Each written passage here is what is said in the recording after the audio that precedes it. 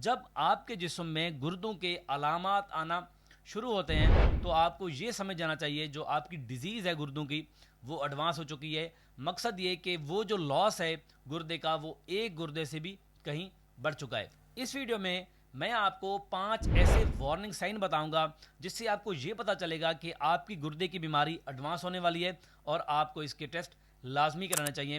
یہ video and تک لازمی دیکھیے گا۔ ان علامات میں پہلے نمبر کے اوپر ہوتا ہے آپ کو بار بار پیشاب کا آنا۔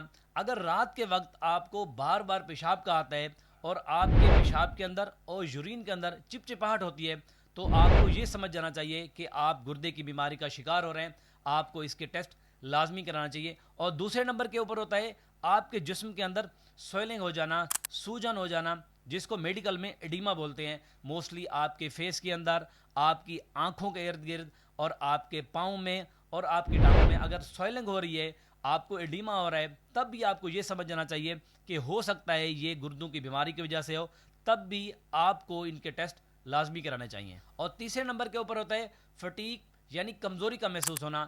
جب بھی آپ میں گردے کی بیماری شروع ہو رہی ہوتی ہے تو آپ کے جسم کے اندر کمزوری آنا شروع ہو جاتی ہے، کیونکہ گردہ آپ کے جسم کے اندر نمکیات کو جو ہے وہ بیلنس کر کے رکھتا ہے۔ جب الیکٹرولائٹ اور جو نمکیات ہیں وہ اوپر نیچے ہوتی ہیں تو آپ کو کمزوری اور ویکنس کراتی ہیں۔ اس کے علاوہ دوسرے نمبر پہ یہ ہے کہ آپ کے گردے کا کام خون بنانا بھی ہوتا ہے۔